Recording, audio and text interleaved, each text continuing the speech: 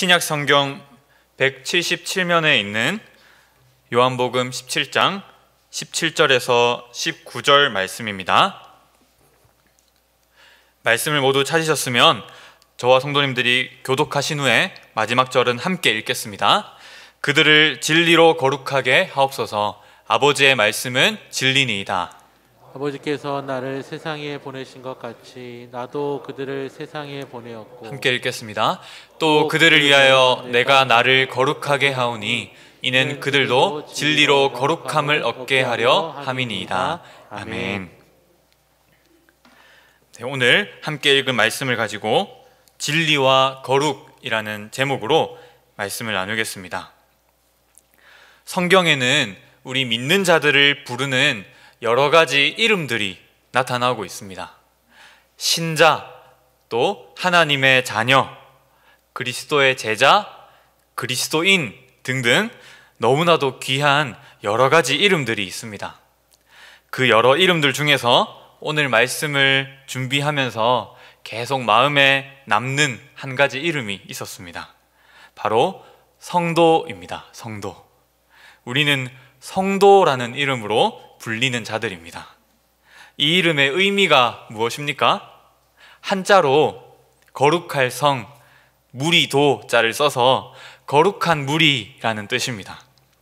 우리말로 된 신약 성경에서 이렇게 성도라고 번역된 말은 원래 그리스어로 하기오스라고 하는 단어인데 말 그대로 거룩한 자들이라는 뜻입니다. 그래서 한자로 이렇게 성도, 거룩한 무리라고 번역한 것이 정말 잘 번역된 것이라고 저는 그렇게 생각합니다. 저는 예수님을 처음 믿으면서부터 이 성도라고 하는 이름을 참 좋아했습니다. 하나님께서 나 같은 자를 그래도 성도라고 불러주시는 것이 너무나도 감사했던 것 같습니다.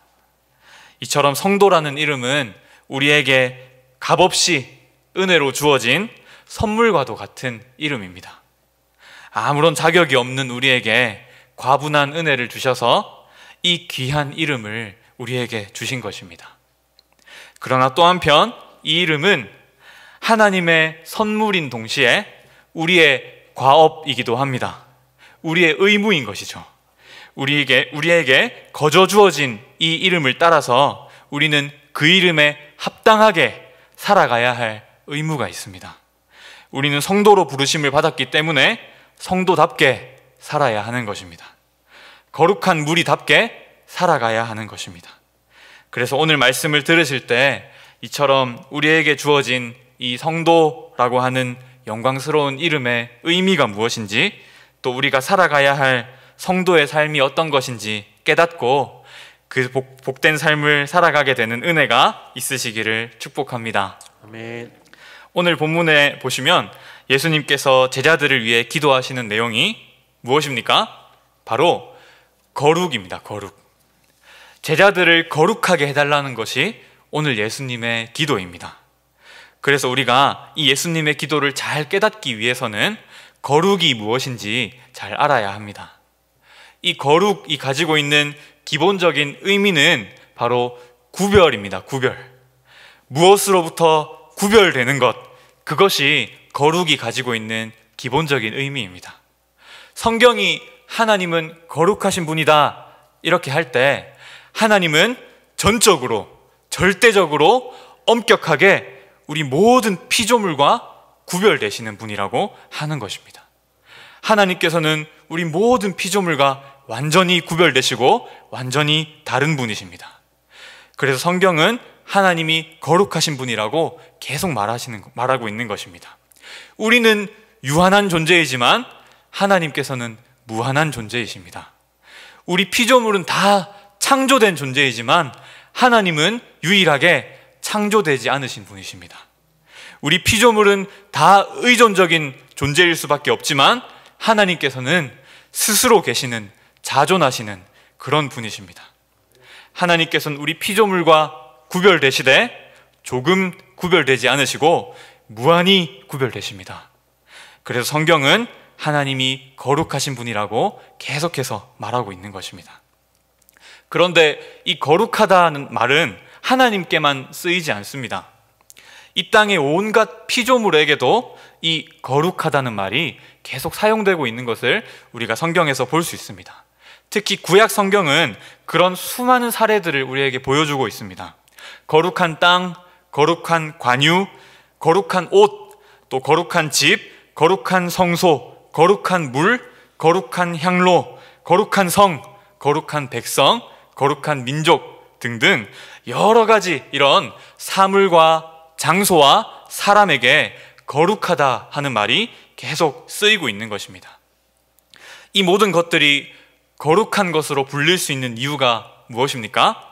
그것은 그 모든 것들이 다른 일반적인 사용에서 구별되어서 하나님과 특별한 관계를 맺고 거룩하신 하나님께 대한 봉사, 거룩하신 하나님께 대한 섬김을 위해서 특별하게 성별되고 특별한 목적을 가지고 따로 구별되었기 때문에 그런 모든 피조물들, 또 그런 모든 사물과 장소와 사람이 거룩하다라고 하는 말을 가지게 되는 것입니다.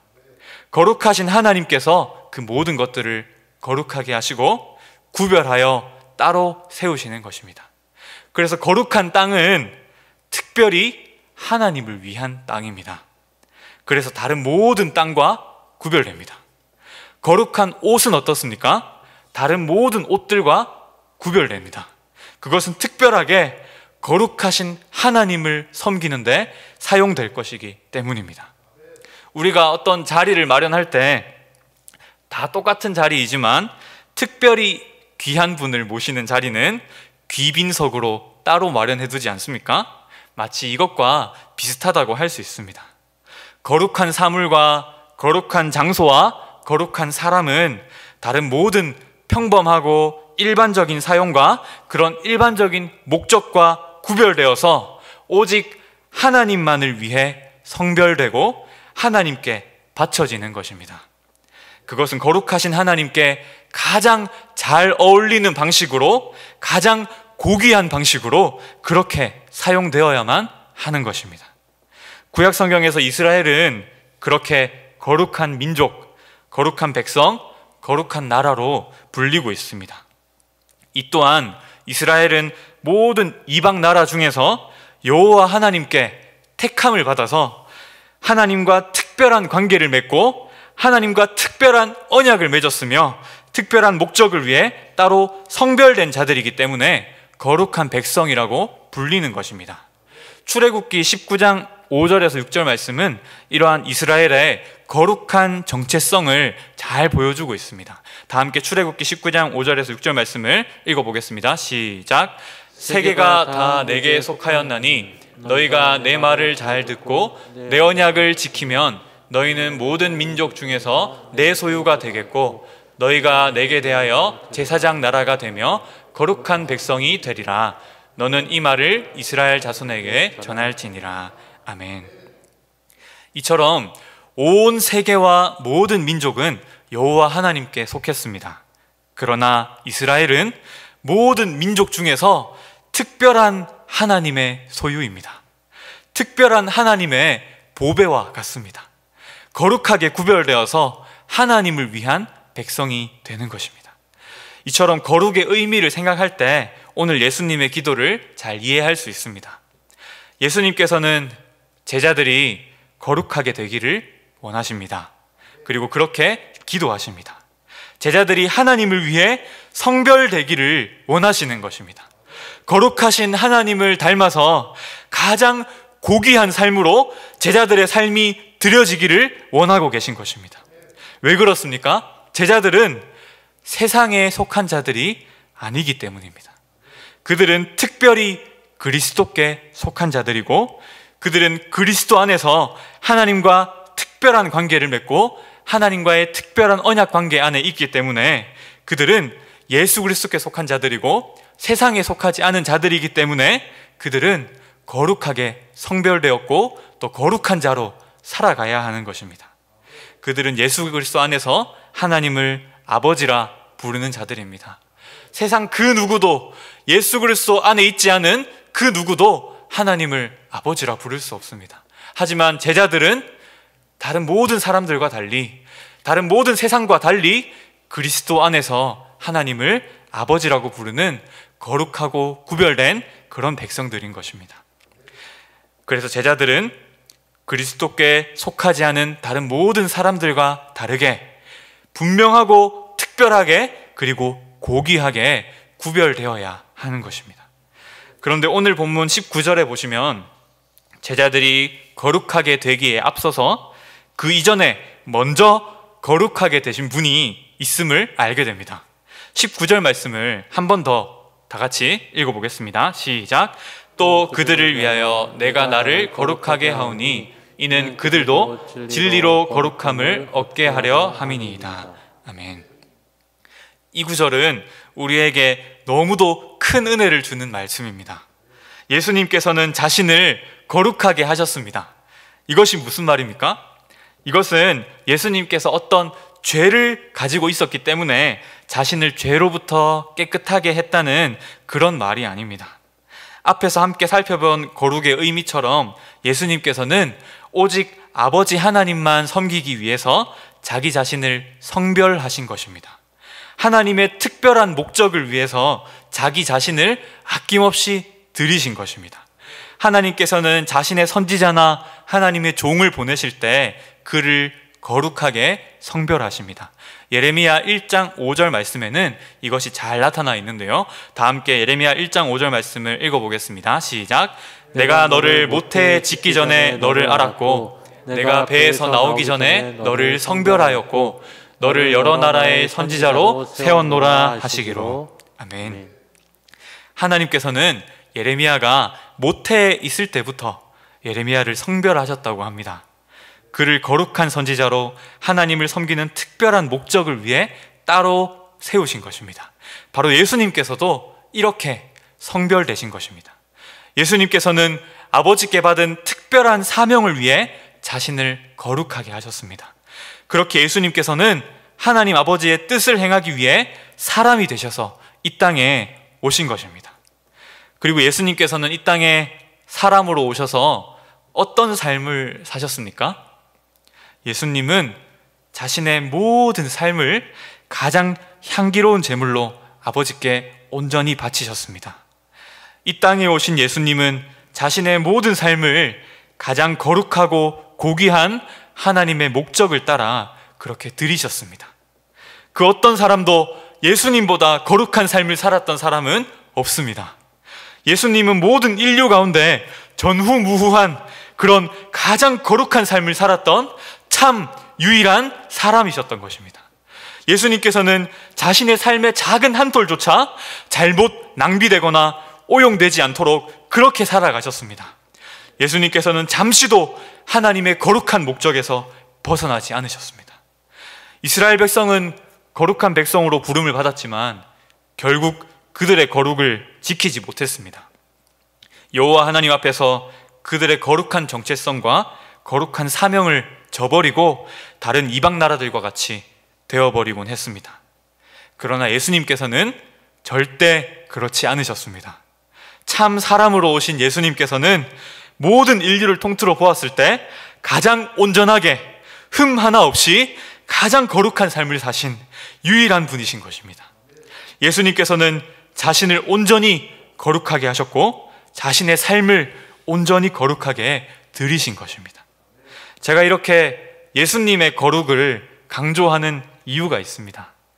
바로 19절에 잘 나타나 있는 것처럼 예수님께서 자신을 거룩하게 하신 것은 우리의 거룩과 연결되어 있기 때문입니다. 가장 거룩한 삶을 사신 예수님께서 우리에게 뭐라고 말씀하십니까? 내 안에 거하라. 나에게 붙어 있으라. 나를 떠나서는 너희가 아무것도 할 수 없지만 나에게 붙어 있는 자는 열매를 많이 맺을 것이다. 그렇게 말씀하십니다. 우리와 같은 참 사람으로 오셔서 우리가 살고 있는 이 땅에서 그 누구보다 가장 거룩한 삶을 사셨던 그 예수님께서 이제 자신에게 오라 하시는 것입니다. 나의 안에 거하라 하시는 것입니다.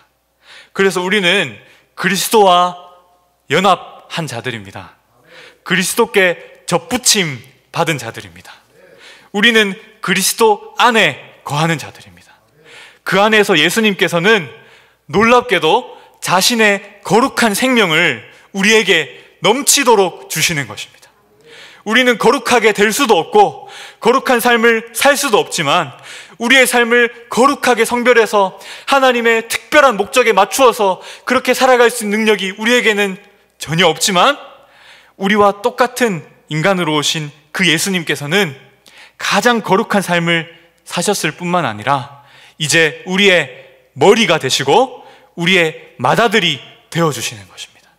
예수님께서 우리와 한 몸을 이루어 주시는 것입니다. 예수님이 내 안에 거하고 내가 예수님 안에 거하는 것입니다. 우리가 거룩한 삶을 살 수 있는 원천과 원동력이 바로 여기에 있는 것입니다. 나뭇가지가 어떻게 열매를 맺습니까? 나뭇가지가 스스로 열매를 맺습니까? 절대 그렇지 않습니다. 나뭇가지는 뿌리로부터 올라오는 양분을 받아서 열매를 맺습니다. 마치 그것처럼 예수님의 거룩함이, 또 예수님의 생명이, 예수님의 능력이 우리에게 흘러넘치게 주어지는 것입니다. 예수님의 것이 우리의 것이 되고 예수님의 능력이 우리의 능력이 되고 예수님의 생명이 우리의 생명이 되고 예수님의 거룩이 우리의 거룩이 되는 것입니다. 이것이 바로 우리의 흔들리지 않는 정체성입니다. 바울이 말한 것처럼 그리스도 안에 있는 자는 이제 누구든지 새로운 피조물입니다. 완전히 새로운 존재이고 거룩한 존재입니다.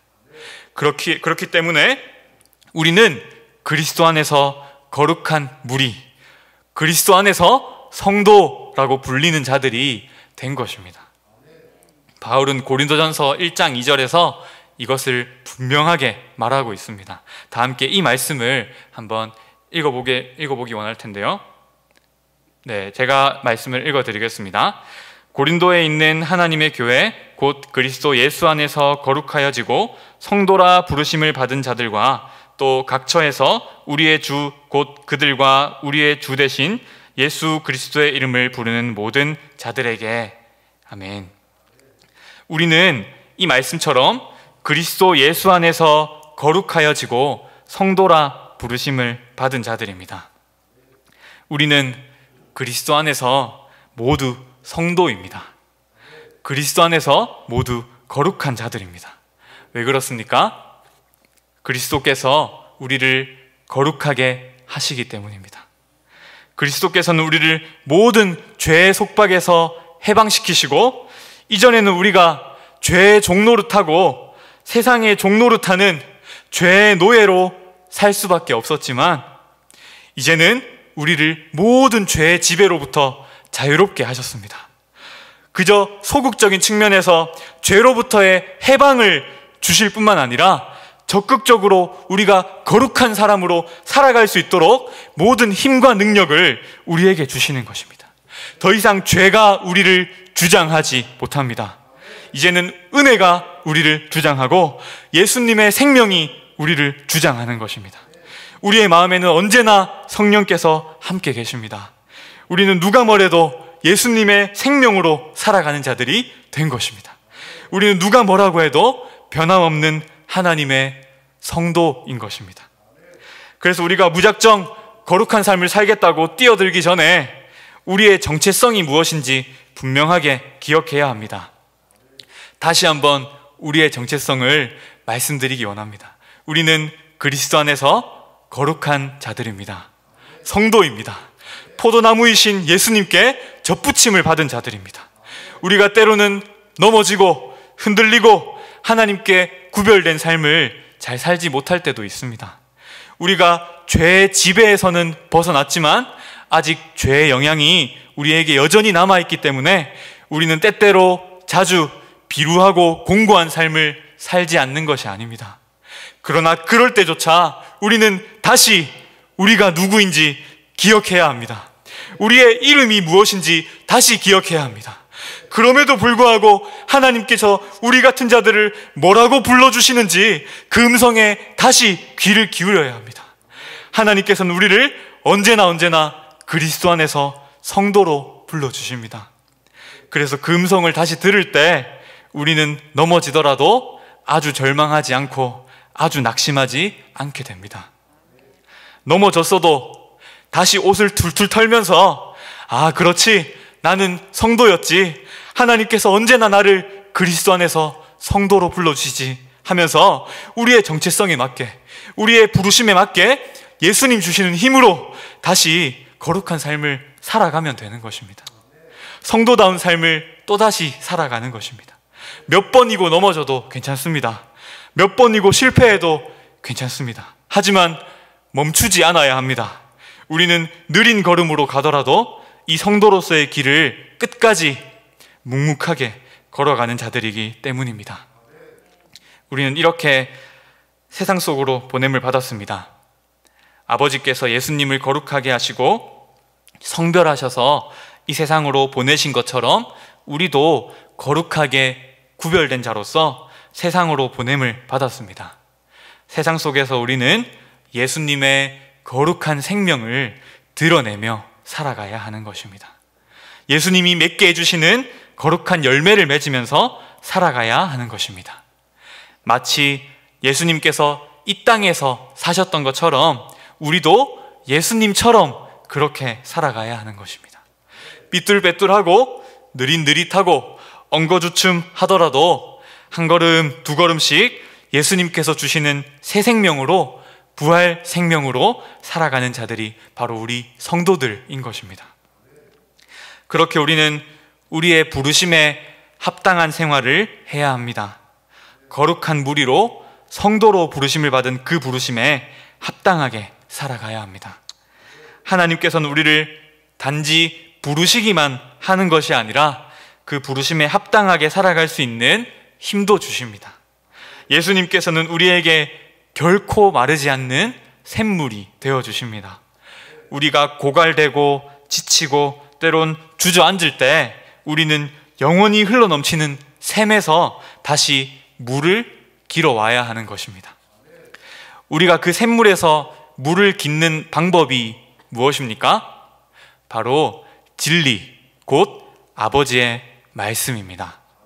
그래서 오늘 예수님께서는 제자들이 거룩하게 되기를 기도하시되 진리로 거룩하게 되시기를 그렇게 기도하십니다.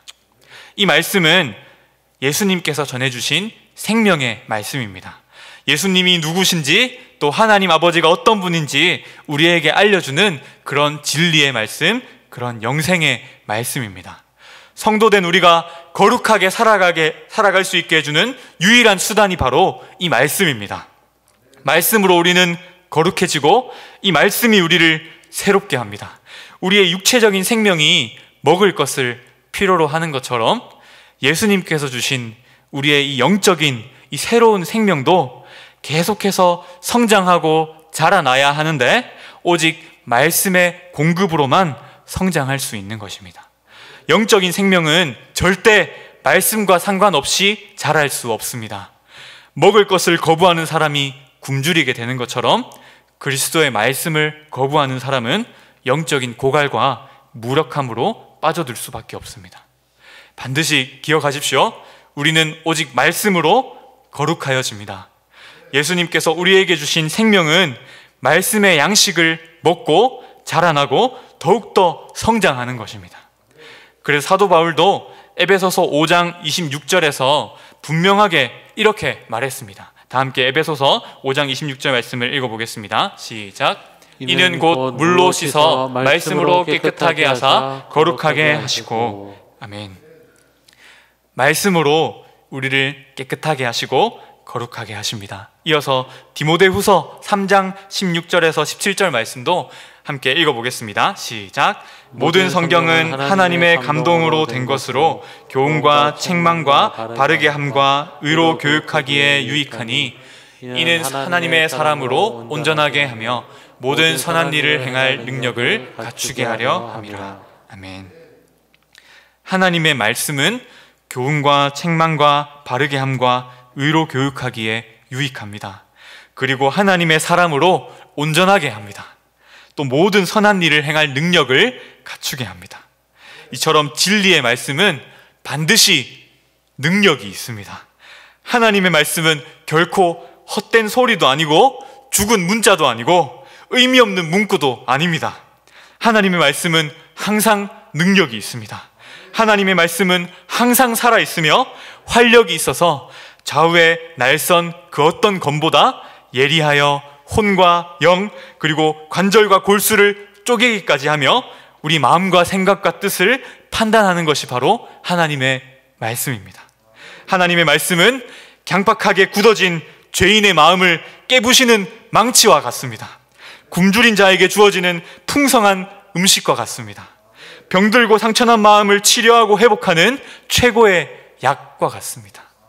그러므로 우리는 반드시 하나님의 말씀에 착 달라붙어 있어야 합니다.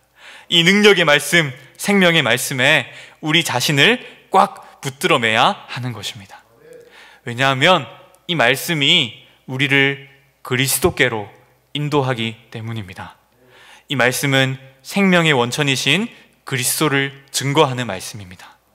그러므로 그리스도를 사랑하는 사람은 반드시 말씀을 사랑합니다. 날마다 그리스도와 교제하고 그리스도께 가까이 나아가려는 사람은 반드시 말씀으로 나아갑니다. 하나님께서 우리에게 은혜를 베푸시고 우리를 거룩하게 하시고 우리를 새롭게 하시고 우리와 친밀한 교제를 나누시고 우리를 인도해 주시고 우리를 하나님의 사람으로 온전하게 하시려고 주신 것은 오직 이 거룩한 진리의 말씀밖에 없음을 반드시 기억하시기 바랍니다. 이제 말씀을 맺도록 하겠습니다. 제자들은 세상에 속한 자들이 아니라 그리스도께 속한 자들입니다. 그리스도 안에서 깨끗하게 되고 거룩하게 된 자들입니다. 하나님을 위해 따로 성별된 자들이고 하나님과 특별한 관계 가운데 있으며 하나님을 위한 특별한 목적을 따라 살아가야 하는 사람들입니다. 그래서 예수님께서는 그들이 세상에 속한 자가 아니라 예수님께 속한 자로서 거룩하게 성별된 삶을 살게 해주시기를 기도하고 계시는 것입니다. 우리도 제자들처럼 세상에 속한 자들이 아닙니다. 바로 그리스도께 속한 자들입니다. 그리스도 예수 안에서 거룩하여지고 성도라 부르심을 받은 그런 자들입니다. 우리를 올가매던 죄의 속박과 죄의 사슬은 다 끊어졌습니다. 더 이상 우리는 죄의 노예가 아니고 죄의 종노릇하지 않습니다. 오히려 예수님의 부활 생명을 가지고 새롭게 태어난 다시 거듭난 새로운 피조물인 것입니다. 죄가 우리를 주장하지 않고 예수님의 생명이 우리를 주장합니다. 남아있는 죄의 영향과 습관이 전혀 없는 것은 아니지만 이전에는 전혀 승산이 없는 싸움이었다면 이제는 마냥 죄에게 끌려다니지 않습니다. 죄와 싸우고 죄를 이기고 죄를 미워하는 것입니다. 그리고 새 생명의 열매를 맺으며 살아갈 수 있는 존재가 된 것입니다. 그러므로 성도라면 절대 실패주의로 빠져들어서는 안 됩니다. 끝없는 절망과 낙심 가운데 머물러서도 안 됩니다. 나는 죄를 지을 수밖에 없어. 나는 죄를 이길 수 없어. 나는 거룩하게 살아갈 수 없어. 나는 약하고 나는 너무나도 무능하고 나는 죄와 100번 싸우면 100번 질 수밖에 없는 그런 약한 존재야 라고 하면서 계속해서 절망하고 낙담하는 것은 절대 성도의 모습이 아닙니다. 그렇게 하면서 가만히 주저앉아 있는 것은 절대 성도의 모습이 아닙니다. 마치 예수님께서 우리에게 새 생명을 준 적이 없는 것처럼 그렇게 살아가는 것은 또 그렇게 말하는 것은 절대 성도의 모습이 아닌 것입니다. 그러므로 우리는 물론 약하고 죄악되고 무능한 존재가 맞지만 100번 맞는 말이지만 하나님께서는 우리가 그렇게 약하고 죄악된 존재인 것을 또 무능한 존재인 것을 잘 아시기 때문에 우리를 거듭나게 하신 것입니다. 우리에게 새 생명을 주신 것입니다. 예수님께 접붙여 주신 것입니다. 그래서 예수님이 주시는 새 생명의 능력, 그 부활 생명의 능력을 가지고 살아갈 수 있도록 하신 것입니다. 그래서 우리는 넘어질지언정 좌절해서는 안 됩니다. 넘어질지언정 아주 엎드러져서는 안 됩니다. 예수님이 주신 새 생명을 기억하고 하나님께서 주신 이 성도라고 하는 이름을 기억하고 내가 예수님과 어떤 관계에 있는지를 다시 기억하고 다시 확인해서 하나님께서 주시는 그 새 생명을 따라 다시 한 걸음, 두 걸음씩 나아가야 하는 바로 그런 자들인 것입니다. 우리는 예수 그리스도와 한 몸 된 자들입니다. 그리스도와 더욱 깊이 교제하고 그리스도께서 주시는 은혜를 더욱 풍성히 누리게 하는 복된 하나님의 말씀이 우리 손에 쥐어져 있습니다. 그래서 우리는 이 진리의 말씀으로 그리스도를 더욱더 바라봐야 합니다. 이 진리의 말씀으로 그리스도 안에 더욱더 뿌리를 내려야 합니다. 그리스도의 생명이 우리 가운데 밝히 드러나도록 우리의 모든 삶과 우리의 인격과 우리의 말과 행동 가운데 예수님의 생명이 나타나고 드러나고 증거되도록 우리는 이 말씀 가운데, 이 진리 가운데 거해야 하는 것입니다. 그렇기 때문에 그리스도를 증거하는 이 은혜의 말씀으로 언제나 나아오십시오. 진리의 말씀이라고 하는 이 귀한 은혜의 방편을 부지런히 사용하십시오. 그래서 성도로 부르심을 받은 그 부르심에 합당한 삶을 살아낼 수 있기를 진심으로 축복합니다. 우리의 삶의 작은 순간순간들이 하나님께 향기로운 제사로 온전히 드려지는 그런 고귀하고 복된 삶을 살아가시기를 진심으로 축복합니다.